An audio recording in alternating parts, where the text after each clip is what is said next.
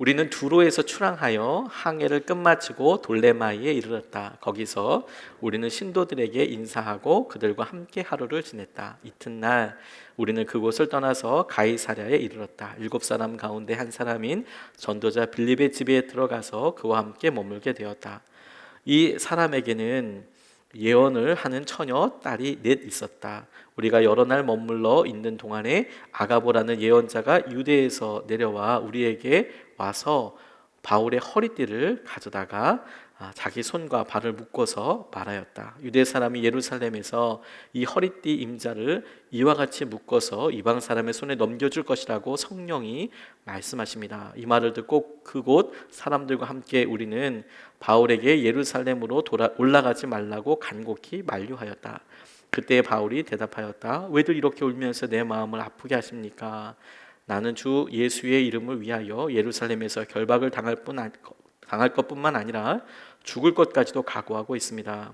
바울이 우리의 만류를 받아들이지 않으므로 우리는 주님의 뜻이 이루어지기를 빕니다 하고는 더 말하지 않았다. 아멘. 하나님 말씀입니다.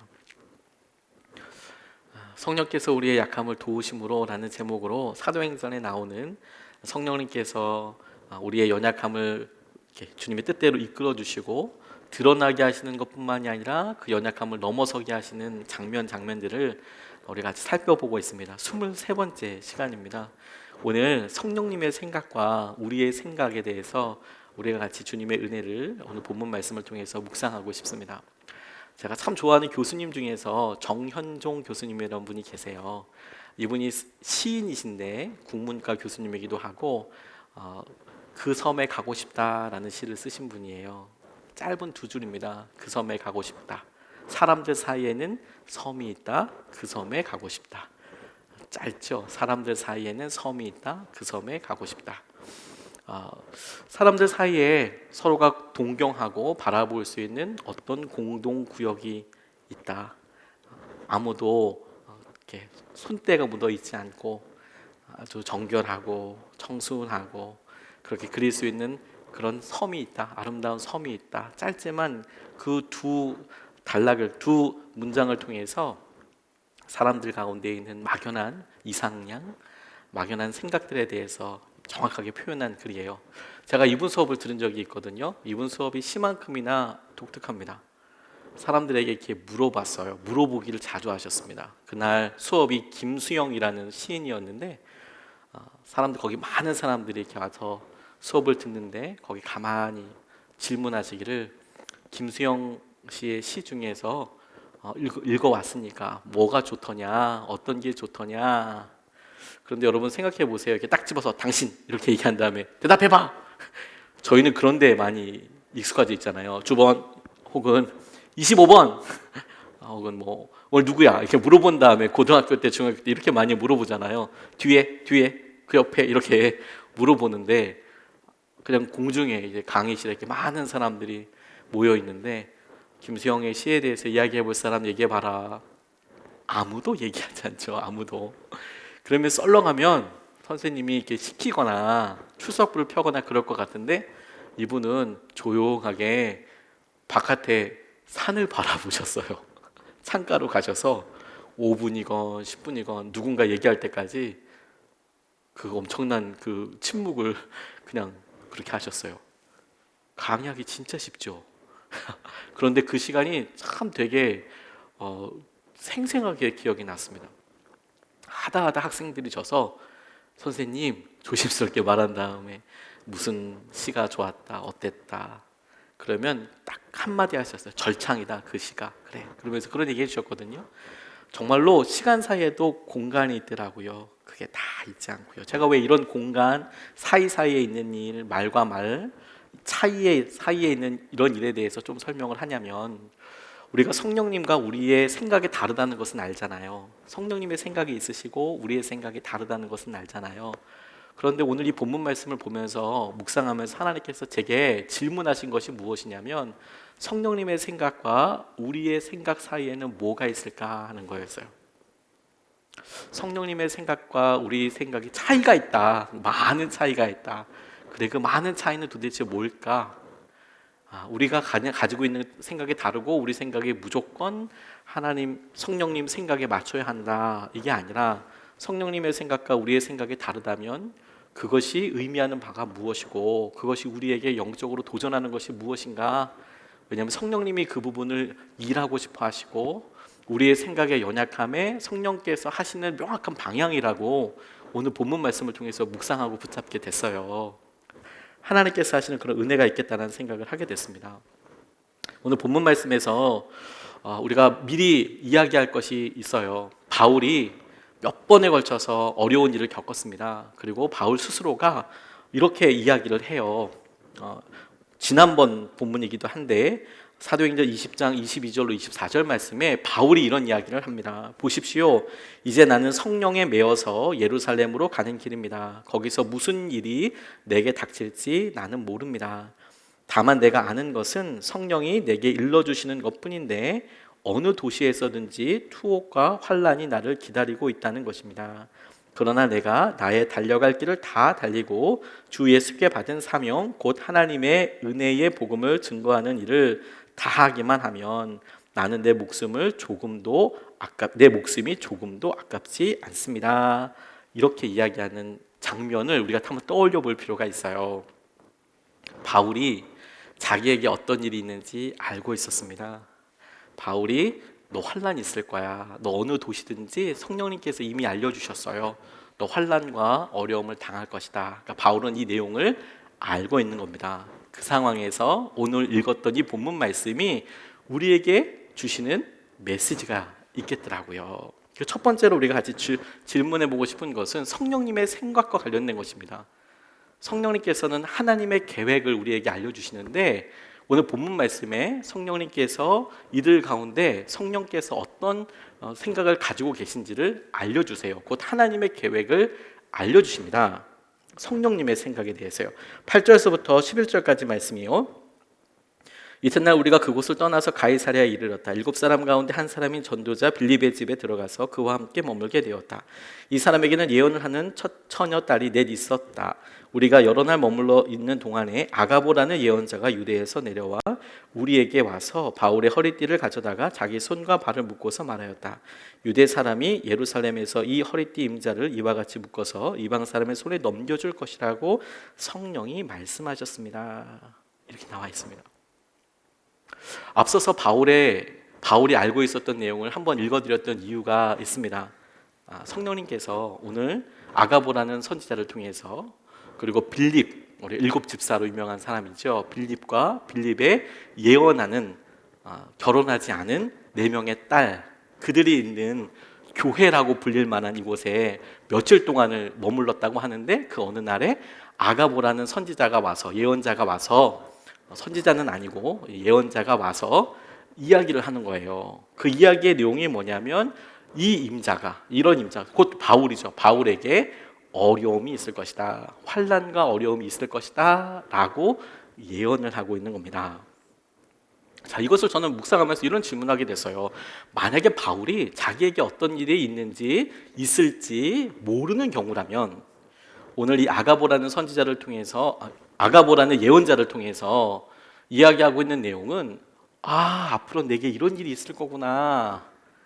나는 몰랐는데 주님이 성령님이 그런 것을 깨닫게 해주시구나 라는 의미가 강할 거예요. 그런데 바울은 이미 알고 있는 상황이거든요. 바울은 자기에게 어려움이 닥칠 것에 대해서 알고 있었습니다. 그리고 이미 성령님께서 분명하게 알려주셨어요. 너에게 어려움이 있을 것이다. 환난이 있을 것이다. 다시 말해서 바울이 몰랐던 사실을 알려주려고 한 것이 아니었습니다. 새로운 사실을 알려주려고 한 것이 아니었고 바울 스스로도 알고 있다고 대답합니다. 그렇다면 이유가 뭘까요? 이게 질문이었어요. 성령께서 오늘 아가보라는 예언자를 통해서 바울에게 혹은 바울이 함께하고 있는 이 공동체에게 이야기를 하고 계시는데 이 앞에 있는 바울이 어려움을 당할 것이다 라고 이야기했어요. 바울에게 적어도 그 사실을 새롭게 알려주는 것이 목적이 아니라면 왜 성령님께서는 그 시간에 그 자리에서 바울과 함께하고 있는 사람들에게 이야기를 하셨을까? 첫 번째 생각은 이렇게 그냥 생각이 다가가게 되더라고요. 누구를 위한 예언일까? 바울은 적어도 아닐 수 있겠다. 바울의 입장에서는 성령께서 그렇게 이야기하셨지만 다시 알려주시는구나, 확정케 하시는구나 라고 생각할 수 있지만, 이어지는 말들을 보면 오히려 바울은 그런 일들로 인하여서 사람들이 아파하는 것에 대해서 되게 마음이 상해해요. 우리가 좀 이따 살펴보겠지만, 그러니까 바울에게 다시 한번 확정케 되는 그런 분위기와 메시지는 아닌 것처럼 여겨져요. 그리고 나니까 그렇다면 성령께서 지금 이곳에서 이 예언을 하게 하시는 것이 바울을 위한 말씀이라기보다 그 자리에서 함께하고 있는 빌립과, 그리고 빌립의 네 딸들과 그곳에 함께 있는 사람들에게 아가보라는 사람을 통하여 바울에게 무슨 일이 있을지를 알려주시는 거구나. 그쪽이 조금 더 크겠다라는 생각을 하게 됐어요. 왜? 목표가 뭘까? 목적이 뭘까? 왜 하나님께서는, 성령님께서 지금 아가보라는 사람을 통해서 이곳에서 하나님의 계획을 알려주게 하실까? 이것이 우리에게도 참 중요하겠다는 생각을 하게 됐습니다. 우리에게 성령님께서 하시는 여러 일들을 우리가 알죠. 성령께서 이끌어 가실 것에 대해서도 우리가 알고 있죠. 그런데요, 어느 날 다른 사람을 통해서 성령께서 그렇게 이끌어 가셔, 하나님께서 이렇게 하시는 일에 우리를 쓰기 원하셔, 그렇게 말씀하시는 이유가 있다면 딱 한 가지일 거예요. 그 일에 너도 동참하라.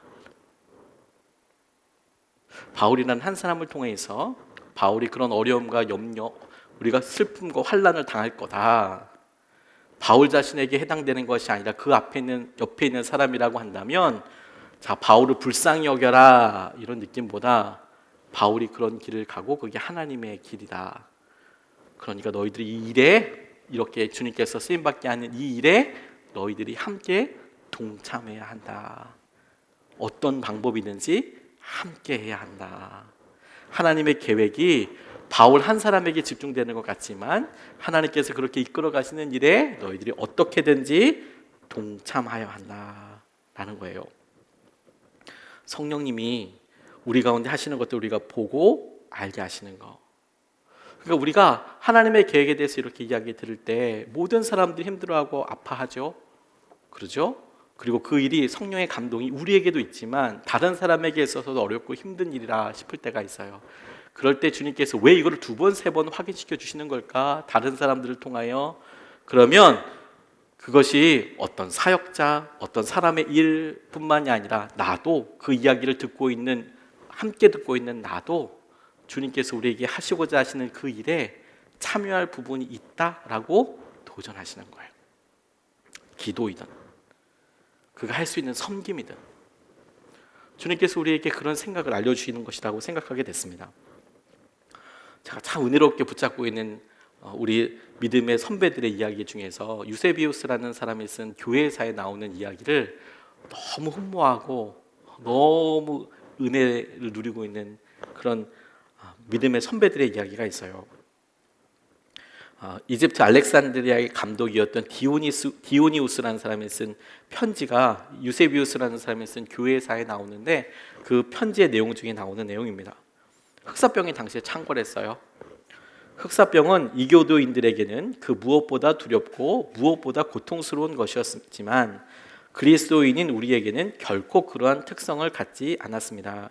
흑사병은 이교도들을 크게 공격했습니다. 또 동일하게 우리 그리스도인들도 공격했습니다. 그러나 실제로 대부분의 그리스도인들은 넘치도록 큰 사랑과 형제애를 발휘하여 자기 목숨을 아끼지 않고 서로를 의지하며 끊임없이 병자를 돌아보았고 조금도 두려워하지 않고 계속해서 필요한 것을 공급하였습니다.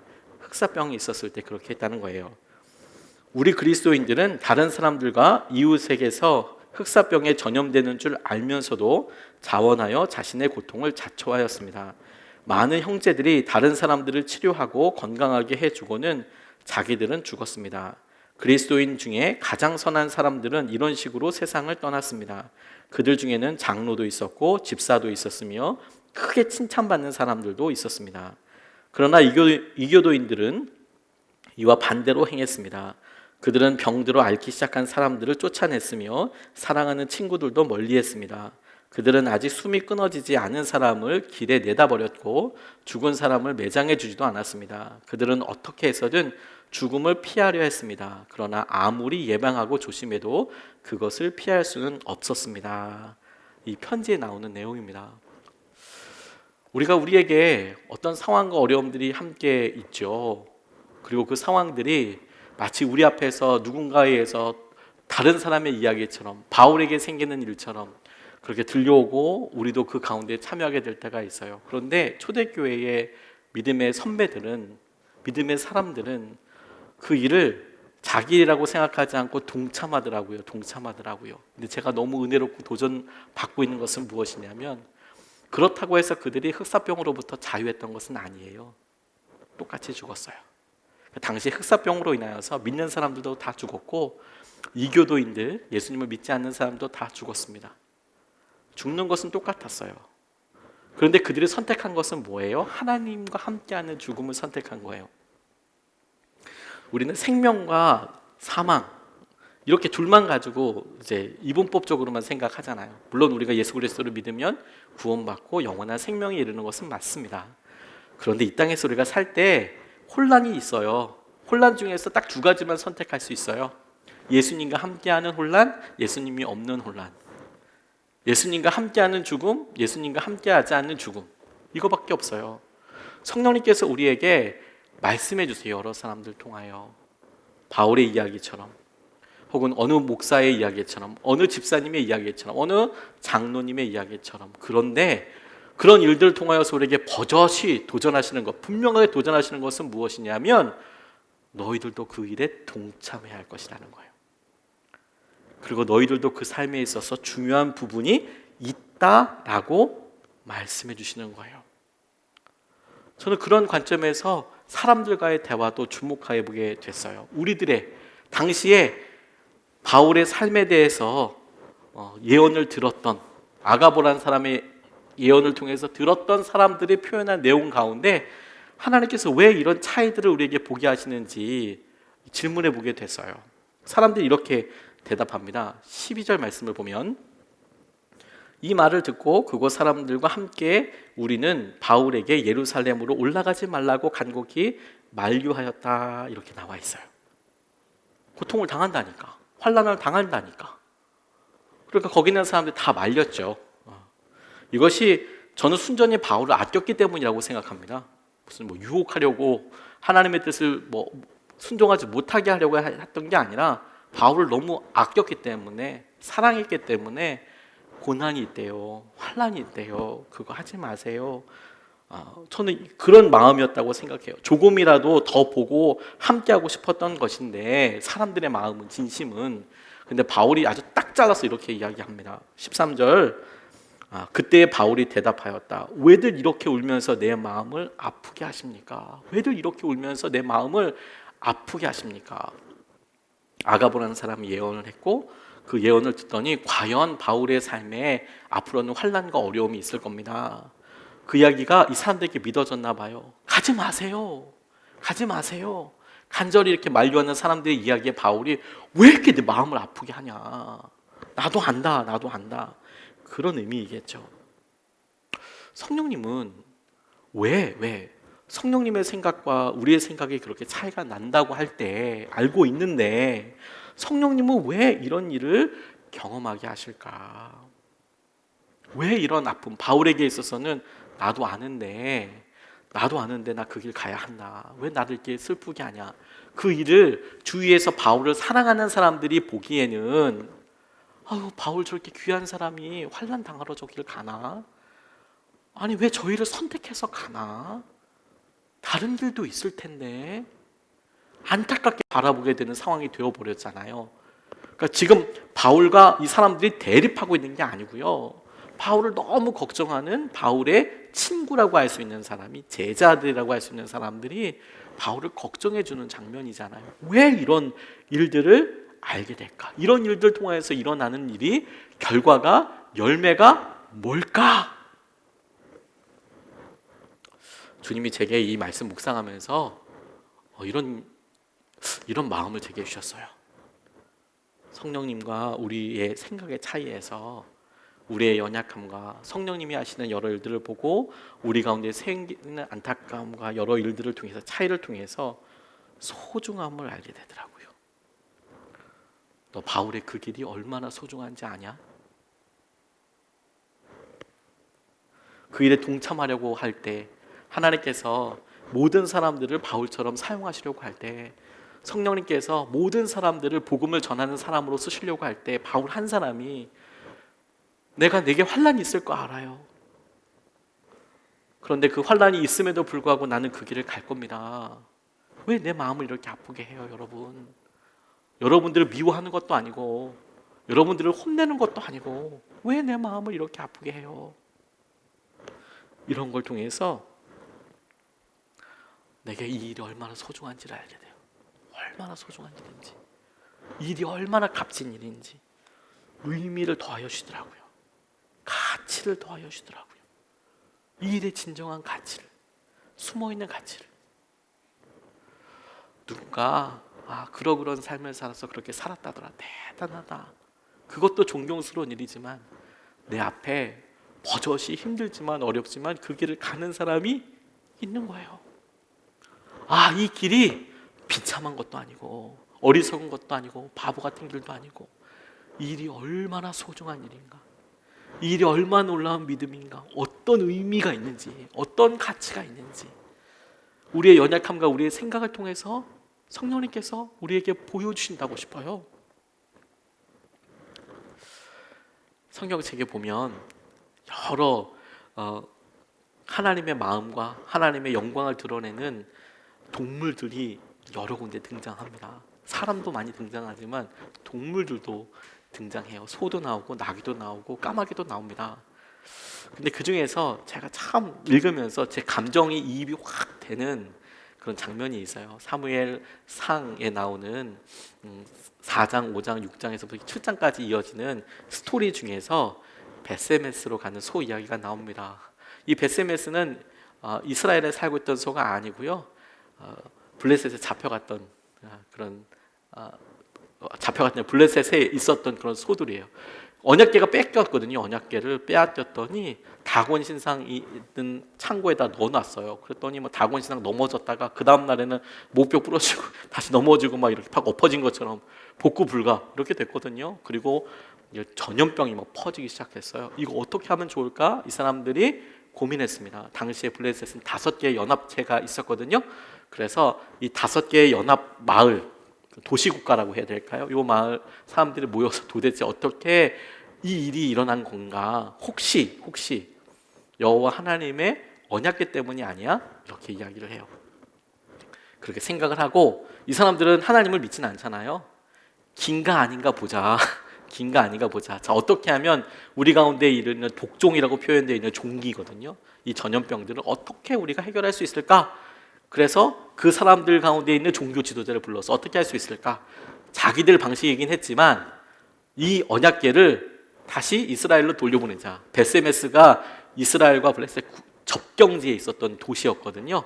거기까지 돌려보내자. 그래 어떻게 돌려보낼까? 그냥 보내면 안 되고 하나님께 범죄했을 때 드리는 제물을 속건제라고 하거든요. 속건제로서 황금으로 모양도 만들고 이렇게 해서 수레를 만들어서 거기다가 딱 언약궤를 세워놓고 한 번도 짐을 지어보지 않은 암소 2마리를 데려다가 그 가운데 이렇게 끌고 가게 하자. 소 2마리. 소 2마리가 사이좋게 가는 것 같지만 사실 그렇진 않아요. 서로 같이 잘 맞춰야지 이제 밸런스도 맞고 서로 속도도 방향도 맞는 거잖아요. 그런데 거기 하나 플러스 알파에서 끄는 사람이 없었어요.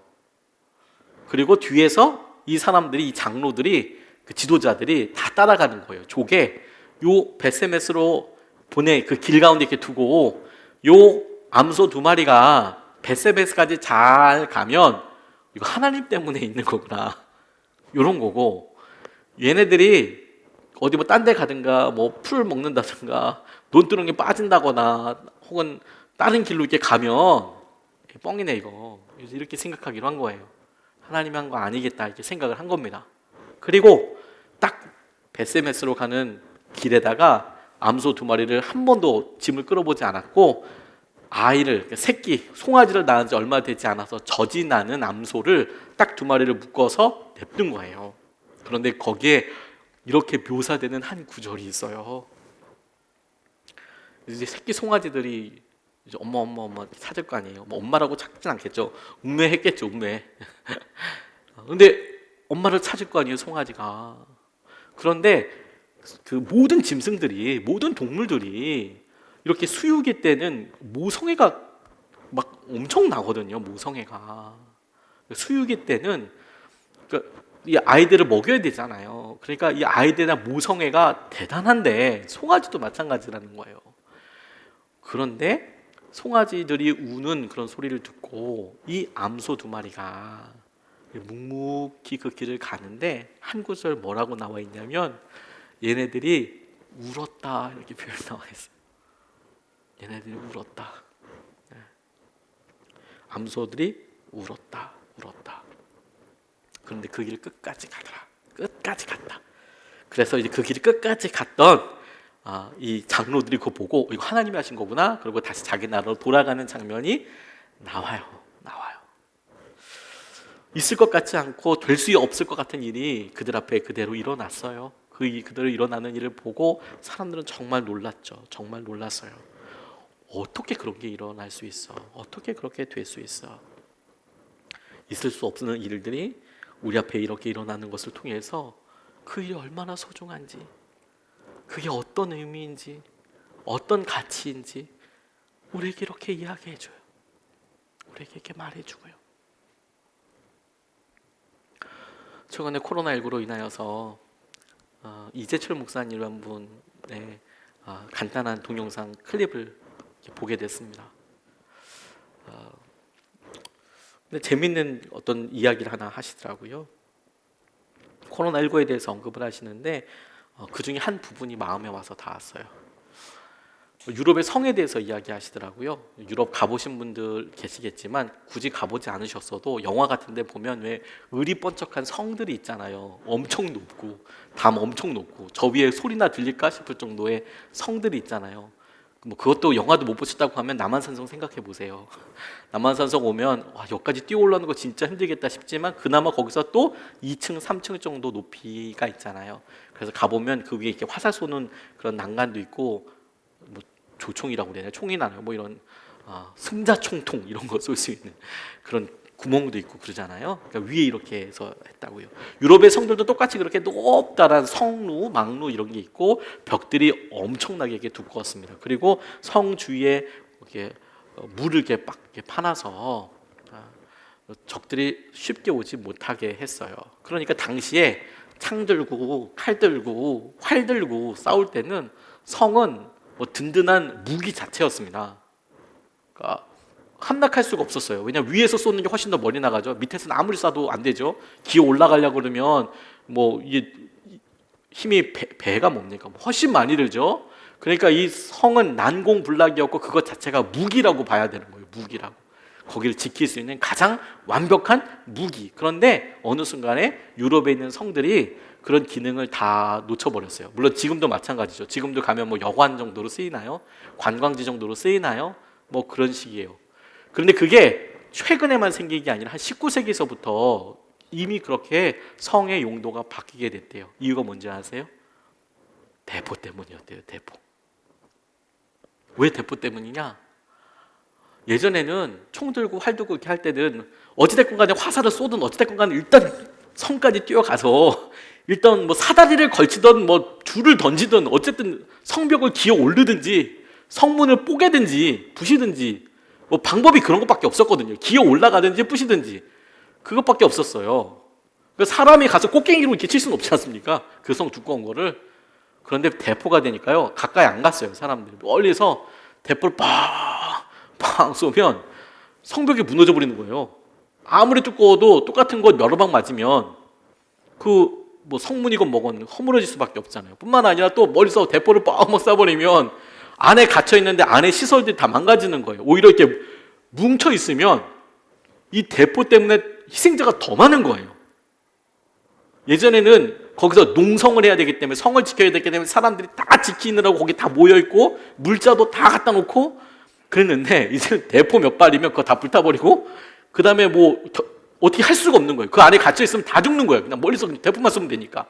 그래서 성의 기능을 잊어버렸다 이야기를 하면서 코로나19를 뭐라고 설명을 하셨냐면 조금 조심스럽긴 하지만 코로나19가 하나님께서 이 땅에 그냥 철옹성 같이 교회 중심으로, 그러니까 교회 건물만 중심으로 살고 있는 교회를 향하여 쏘신 대포였다 이렇게 설명을 하시더라고요.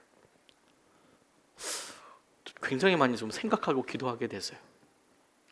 교회 중심으로, 건물 중심으로만, 건물 크게 짓고 건물 중심으로만 살았던 믿음에 대해서 아니야. 그래서 하나님께서 쏘신 대포였다. 대포 막 빵빵빵 쏘고 나니까 거기서 모여 사서 우리 교회만 잘 되면 돼. 막 이렇게 하고 있었는데 이제는 뭐 코로나라는 거 있으니까 안에 있으면 더 피해가 커요. 빨리 흩어져야 돼. 빨리 흩어지고 어떻게든 하고 온라인으로 예배 드려야 되고 인터넷으로 예배 드려야 되고 막 그렇게 돼 버렸어요. 막 그렇게 딱 흩어지게 막 그렇게 됐어요. 그래서 지금도 온라인으로 지금 많은 분들이 예배 드리고 계시잖아요. 많은 분들. 그런데 저 이런 생각 해봤어요.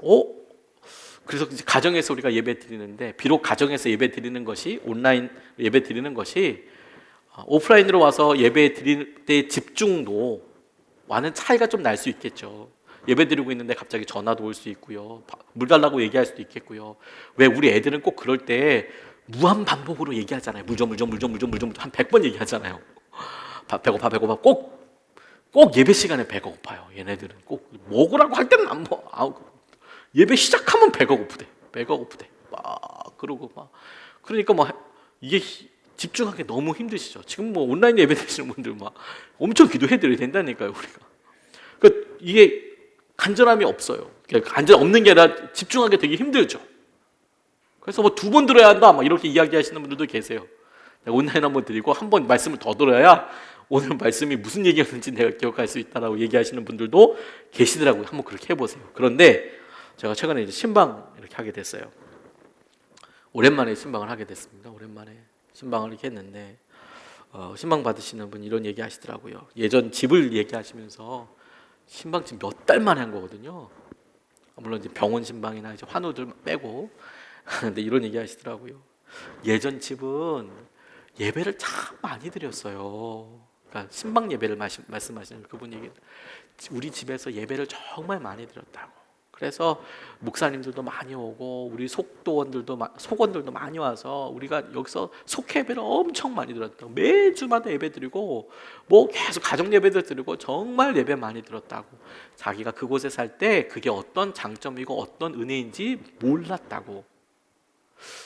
이사 가려고 딱 사인하고 나니까 그게 은혜였다는 걸 알게 됐대요. 이사하고 나니까 분위기가 다르더라고. 공기가 다르더라고. 그런 이야기를 조심스럽게 나누시더라고요. 근데 사실 저는 그 기분이 어떤 건지 알아요. 그 기분이 어떤 건지 알아요. 우리 교회도 여러분 처음에 여기서 예배 드릴 때 여기 공장이었잖아요.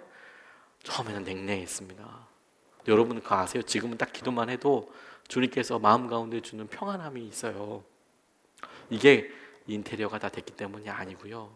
우리가 이곳에서 계속 기도했잖아요. 그러니까 주님께서 정말로 우리 가운데 이끌어 주시고 인도하여 주시는 것이 있긴 있어요. 그렇게 있어요. 그런데 그때 우리가 간절히 우리 다 함께 기도했던 게 뭔지 아세요? 우리 가정도 그렇게 해주세요. 이런 기도였어요. 우리가 하나님 우리 가정도 이렇게 예배드리는 가정이 되게 해주세요. 우리 식탁 좋은 거 샀어요. 이 식탁 살 때는 내심 여기서 우리 세 식구가 예배드리게 해달라고 이거 식탁 산 거예요. 이렇게 우리 고백했잖아요. 그런데 어느 순간에 코로나19로 인하여서 우리가 예배드리고 있어요. 집에서. 그게 어떤 형태였다. 1년에 한 번, 2번 속회 예배 때 드리는 거잖아요. 신방 예배 대신방 가야 예배 드리는 그런 분들도 계실 텐데. 그런데 이제 매주마다 우리가 예배 드리고 있어요. 우리가 원하면 매일마다 드릴 수도 있어요. 심지어 이젠 동영상을 통하여서 유튜브를 통해서 내가 원하는 시간에 계속해서 예배를 몇 번이라도 드릴 수 있어요. 그리고 그게 자연스러워졌어요. 우리의 생각과 하나님의 생각이 엄청 달라요. 그런데요, 우리가 드디어 그 의미를 알게 된 거예요. 와, 우리가 이렇게 한번 모여서 예배드리는 게 얼마나 놀라운 의미인가, 얼마나 소중한 일인가, 얼마나 존귀한 믿음인가, 얼마나 주님께서 기뻐하시는 일인가. 그걸 알게 됐어요. 그걸 알게 됐어요. 그게 놀라운 일이고 증거 아닙니까? 그게 놀라운 깨달음이라는 생각을 하나님께서 알게 해주셨어요. 성령님의 생각, 우리의 생각과 많이 다르죠. 근데 성령님께서 당신의 생각을 굳이 우리에게 2번, 3번 알려주시는 이유는 우리로 거기에 동참하게 하려고. 너도 그렇게 가야 하는 거야. 뿐만 아니라 우리의 생각이 거기에 미처 미치지 못해요. 그래서 그 성령님의 뜻대로, 성령님의 생각대로 그렇게 순종하고 나아가는 사람이 얼마나 고귀하고 얼마나 존귀하고 그게 얼마나 가치 있는 일인지, 얼마나 놀라운 믿음인지를 우리에게 알려주세요. 그리고 바로 여기에 오늘 주님께서 우리 모두에게 도전하시는 것이 있다고 저는 붙잡게 됐어요. 성령님의 생각과 우리의 생각이 어마어마 차이가 나요. 이사야 55장 8절 말씀에 나의 생각은 너희의 생각과 다르며 너희의 길은 나의 길과 다르다. 유명한 말씀이죠. 나의 생각이 너희 생각과 달라. 그리고 그 차이는 진짜 돈과 서가 이렇게 먼 것처럼 엄청 차이가 날 거야. 이렇게 이야기하셨잖아요. 그런데 여러분, 주님의 말씀을 붙잡고 기도하면서 우리 모두가 그렇지, 주님 생각과 우리 생각이 너무 다르죠. 그리고 너무 다르기 때문에 우리 하나님 너무 곤란해요. 우리의 생각은 항상, 왜? 우리의 생각은 늘 현실 중심적이니까요. 보이는 것대로 판단하게 되니까. 그래서 의미, 소중한 가치 알죠. 그런데 우리는 우리의 생각은 거기에 더해서 난 못해요. 난 아닌 것 같아. 나는 그런 믿음이 없나 봐. 이런 생각을 사실 많은 경우들에 하게 되거든요. 그런데 주님께서 우리에게 이런 일을 보여주시면서 오히려 우리의 믿음을 보여주신다, 우리에게 놀라운 가치를 보여준다, 이런 생각을 하게 됐어요. 주님의 말씀 붙잡으면서 이렇게 방법이 다르고 주님의 길이 다르고 이렇게 할 때 어려움만 있는 게 아니라 그 일을 통해서 주님의 영광이 드러나요. 주님이 어떤 분이신지 어떻게 드러나는 줄 아세요? 성령님의 생각은 너무 놀라워요. 하나님의 계획은. 근데 우리는 너무 부족해요. 우리의 생각은 너무나 현실적이에요. 그럼에도 불구하고 이렇게 연약하고 이렇게 부족한 우리의 믿음이, 우리의 고백이 어느 순간에 성령님의 생각으로 이렇게 접어들게 돼요. 이 간극이 크면 클수록, 이 간극이 도저히 어떻게 해볼 수 없었다, 전에는 정말 이런 일이 있을 수 없었다라고 생각했던 그런 일일수록 우리 성령님은 얼마나 놀라우신 분인가, 우리 성령님은 얼마나 이 일을 위하여 당신의 위대하심을 드러내는가, 그게 드러나게 되더라고요. 그리고 여러분, 우리가 그것이야말로 우리의 하나님이신 주님께 드릴 수 있는 놀라운 헌금이겠더라고요. 설명할 게 헌금밖에 없었어요. 그러니까 그 차이야말로 주님께 우리가 드릴 수 있는 놀라운 재물? 내 믿음은 요금밖에 안 되는데 성령님의 생각은 이만큼이에요. 그런데 내가 이걸 성령님의 뜻대로 점프해 보려고 노력한 이 차이, 이 간극, 이 해결할 수 없는 이 차이를 주님 앞에 올려드리는 거더라고요. 그 차이를, 성령님의 생각과 우리의 생각이 어마어마 다른데 그 차이만큼을 주님 앞에 드려요. 그 차이가 크면 클수록 하나님께서 정말 놀라운 영광과 놀라운 은혜를 받으시더라고요. 드러내시더라고요. 주님이 하셨구나. 주님이 하신 게 맞네. 그걸 알게 되더라고요. 어떻게 나 같은 사람이 그런 일을 할까? 어떻게 우리 교회가 그런 일을 할 수 있을까? 와, 과거에 나는 이랬는데 지금의 나는 어떻게 그런 일을 할 수 있을까? 그 차이가 말도 안 되로 클수록 그거 누가 한 거예요? 성령님이 하셨어요. 근데 아직까지 우리가 그렇게 차이가 있어요. 그럼에도 불구하고 나는 주님 뜻대로 한번 가볼게요 라고 우리가 믿음을 쓴다면, 이 간극을 올려드린다면, 이 차이를 올려드린다면 주님께는 어마어마한 가치일 거예요. 어마어마한 의미일 거예요. 도저히 믿어지지 않는 곳에서 그곳에서만 드릴 수 있는 믿음의 놀라운 은혜가 있어요. 성령님의 생각과 우리의 생각이 너무 달라요. 그래서 그곳에서만 드릴 수 있는 은혜의 찬송이 있어요. 그걸 주님께서 우리 가운데 보게 하시고 그걸 주님께서 우리 가운데 도전하시는 것이죠. 그게 놀랍죠. 그래서 사도행전 21장 13절 말씀에 14절 말씀까지 이렇게 나와 있어요. 그때 바울이 대답하였다. 왜들 이렇게 울면서 내 마음을 아프게 하십니까?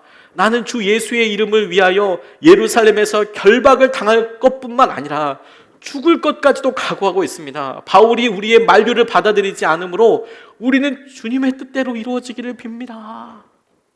조금 전까지 그렇게 하지 마세요. 근데 결국에 단호한 바울의 그 이야기를 듣고 우리는 주님의 뜻대로 이루어지기를 원합니다.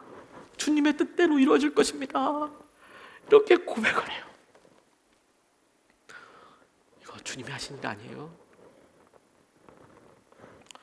이게 놀라운 은혜 아닙니까? 저는 이날의 슬픔을 그려볼 수 있을 것 같아요. 이날의 슬픔을. 허슨 테일러가 어머니랑 헤어지게 될 때 아마 이런 모습이지 않았을까 싶어요. 지금이야 인도까지 가는데 중국까지 가는데 중국은 금방이죠. 중국은 비행기 타면 3시간이 뭐예요? 어디냐 따라 또 달라요. 금방 가죠. 인도 조금 걸리긴 하지만 그래도 하루 몇 시간이면 가요.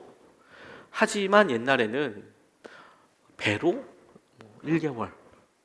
그 배도 그 석탄 열심히 산업혁명 이후니까 석탄을 열심히 떼가지고 그래서 이제 동동동동동동동 가는 거예요. 그게 이게 한 달 가는 거예요. 한 달. 그렇게 해서 한 달까지 가요. 오는 게 이게 만만치가 않았어요. 그 배도 하루에 2개 있는 게 아니라 1년에 몇 개 있는 거예요. 1년에 몇 개. 그러니까 선교지 한번 갔다 그러면 다시 돌아오는 거 이건 참 어려운 일이었습니다. 몇십 년 걸려서 이제 당시만 해도 안식년 이런 거 있는 거 아니었거든요. 그러니까 이제 나 선교 나갑니다라고 얘기할 때 어머니랑 헤어지는 장면들이 이렇게 있었어요. 이 허슨 텔러가 어머니랑 헤어질 때 그때를 이렇게 기억하면서 썼어요. 묘사해서 썼어요. 지금은 하늘나라에 계신 사랑하는 나의 어머니께서 리버풀에 나를 보러 오셨다. 떠나기 전에 리버풀이라는 곳에 있었거든요. 나도 그날을 잊을 수 없거니와 6개월이란 긴 기간 동안 머무를 나의 조그만 어둠하게 들르셨던 일도 잊을 수 없을 것이다. 어머니는 어머니의 사랑을 담긴 손길로 작은 침대를 깨끗이 해주셨다. 어머니는 내 곁에 앉으셔서 기나긴 이별에 들어가기에 앞서 함께 마지막 찬송을 부르셨다. 우리는 함께 무릎을 꿇었고 어머니는 기도하셨다. 그것이 내가 중국으로 가기 전에 마지막으로 들은 어머니의 기도였다. 그러자 우리가 헤어져야 한다는 전갈이 왔다. 우리는 지상에서 다시 볼 수 있으리라 기대하지 않은 채 작별 인사를 해야만 했다. 나를 위하여 어머니는 자신의 감정을 가능한 한 억제하셨다. 우리는 헤어졌고 어머니는 나를 축복하시면서 바닷가로 가셨다. 나는 그때 어머니의 마음에서 배에 나오던 고통의 절규를 절대로 잊을 수 없을 것이다. 그것은 마치 비수와 같이 내 마음을 관통해 지나갔다. 쭉 이렇게 이야기를 썼어요. 어머니의 아픔을 우리 기어가 떠올릴 수 있겠습니까? 이 아들 실제로 못 봤어요. 어머니 돌아가셨어요.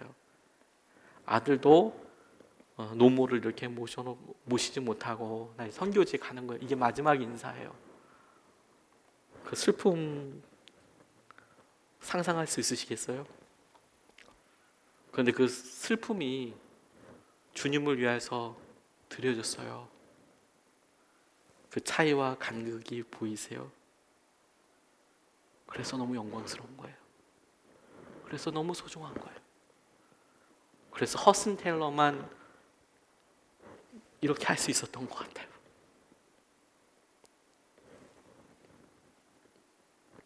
성령의 열매는 성령님이 하시는 것들에 대한 결과예요. 우리가 열심히 하려고 했던 일들에 대한 결과들은 사실 우리의 열매와 성령의 열매가 섞여 있어서 뭐가 뭔지 잘 몰라요. 이렇게 가끔 삑살이 나는 경우도 많고요. 그런데 주님이 억지로 하게 하셨던 일이든 그게 뭐든 주님이 하게 하셨던 일들을 가만히 생각해 보면 주님의 지혜가 드러나고 주님의 영광이 드러나더라고요. 여러분, A와 B 사이에는 뭐가 있죠? 와가 있어요. 와. Between A and B 하면 and가 있어요. A와 B 사이에는 and가 있죠. 성령님의 생각과 우리의 생각 사이에는 뭐가 있을까요? 어떤 사람은 그 차이의 큰 간극을 용기라고 표현하기로 하더라고요. 그 차이를 용기라고 표현하는 사람도 있더라고요. 그런데 어떤 사람들은 성령님의 생각과 우리의 생각에 그 엄청난 차이임에도 불구하고 주님 뜻대로 이루어지게 원합니다 라고 얘기하는 이 차이, 이 사이의 공간을 어떤 사람은 용기가 아니라 사랑이라고 표현하기도 하더라고요. 사랑하기 때문에 그거 하는 거라고. 근데 어떤 사람은 성령님의 생각과 우리의 생각이 참 다를 때 그럼에도 불구하고 성령님의 뜻대로, 주님의 뜻대로 이루어지길 원합니다라고 고백하는 것을, 이 차이와 이 간극을 믿음이라고 부르기도 하더라고요. 그리고 그것은 하나님 앞에 정말 소중한 것이에요. 하나님이 정말 기쁘게 받으시는 거예요. 하나님께서 우리에게도 요구하시는 겁니다. 하나님께서 우리에게도 요구하실 뿐만 아니라 오히려 우리가 지금 코로나로 인하여서나 우리가 건강으로 인하여서나 우리의 삶의 형편과 우리의 무너짐으로 인하여서 성령님의 생각을 알겠어요. 근데 나는 형편이 그렇게 안 돼. 다르구나, 평행선이야, 이게 아니라 우리가 마음 한 고개 하나 돌려서 마음의 방향 하나 틀어서 주님 아파요. 바울이 이렇게 죽었게 돼서 하나 이렇게 되면 힘들고 어려운 일이 일어나겠죠. 근데 주님의 뜻이 이루어지게 되기를 정말 원합니다. 고백 한 번인 것 같지만 주님께서는 그것이 고백한 것이라고 이야기하지 않고 작은 몸부림이라고 이야기하지 않고 바로 그것을 믿음이라고 이야기하시고 사랑이라고 이야기하시고 용기라고 이야기하세요. 그리고 오늘 우리가 드리는 이 고백이 주님께서 정말로 기쁘게 찾으시는 그 사랑과 용기가 될 거예요. 믿음이 될 거예요. 믿음이 될 거예요. 그게 주님께서 우리에게 원하시는 거예요.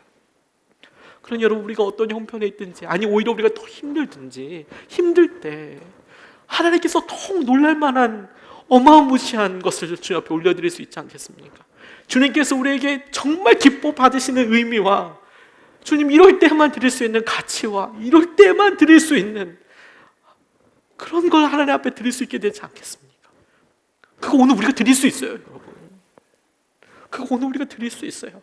오늘 그거 하나님께서 하시는 것도 우리가 보게 하실 수 있고, 오늘 그거 하나님 앞에 우리가 온전히 올려드릴 수 있어요.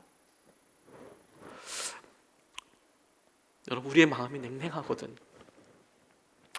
그렇게 허락하시는 주님을 생각해 보세요.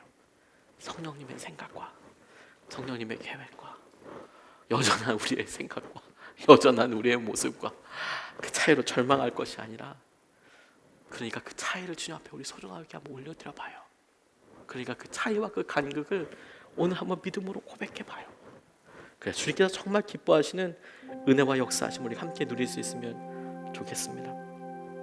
하나님이 오늘 우리가 여러분 드리는 고백과 기도를, 저는 오늘 말씀 준비하면서 이렇게 진짜 믿음으로 받았어요. 오늘 우리가 어떤 고백을 하든지 여러분, 어떤 사람은 성령님의 생각과 우리의 생각 한 걸음밖에 못 갈까요? 조금 더 나아지는 수준. 어떤 사람은 성령님의 뜻을 알아서 내가 성령의 뜻대로 확 100% 갈 수도 있겠죠. 100점짜리라고 해야 될까요? 그렇게 갈 수 있겠죠. 근데 어떤 분들은 한 반? 이게 최선이에요, 반. 근데 하나님은 그걸 점수 매기듯이 얘기하지 않고요, 우리가 반응하는 그것을 하나님은 지체하지 아니하시고 주저하지 아니하시고 용기 냈다고 생각해 주시고 받아주실 거예요. 너 나 진짜 사랑하는구나 이렇게 받아주실 거예요. 그게 믿음이라고 받아주실 거예요. 우리가 찬양하고 오늘 말씀 붙잡고 같이 기도하겠습니다. 하나님께서 우리에게 주신 사명과 은혜대로 하나님 오늘 우리의 마음을 다시 한번 주 앞에 드립니다. 하나님 이따만큼 차이 나요. 그래서 이걸 통째로 다 주께 드릴게요. 하나님 이거 다 통째로 다 주 앞에 드릴게요. 이따만큼 차이 나는데 지금 내 삶은, 그래서 한번 제가 믿어보겠습니다. 내가 한번 달려보겠습니다. 한번 내가 붙잡아 보겠습니다. 네, 한번 그렇게 가 보겠습니다. 하나님 찬양하고 기도하겠습니다.